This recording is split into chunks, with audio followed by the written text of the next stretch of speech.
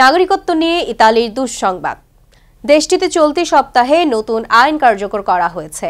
এর ফলে ভাষা বা সংস্কৃতি না জানা বিদেশে বসবাসরত ইতালীয়দের বংশধররা খুব সহজে নাগরিকত্ব পাবেন না। সম্প্রতি মার্কিন সংবাদ মাধ্যম সিএনএন-এর এক প্রতিবেদনে এ তথ্য জানানো হয়েছে।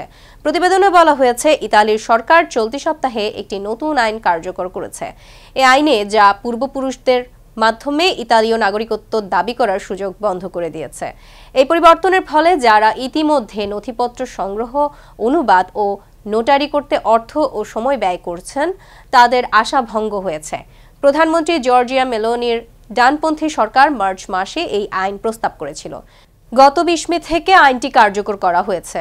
নতুন আইন অনুসারে জুস সাঙ্গুইনিস নীতির অধীনে এখন শুধু যাদের বাবা মা বা দাদা দাদি ইতালীয় নাগরিক ছিলেন তারাই নাগরিকত্বের জন্য আবেদন করতে পারবেন।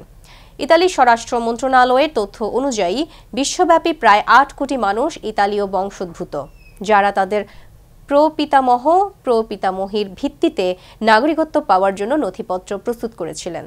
তাদের জন্য এই পরিবর্তন একটি বড় ধাক্কা।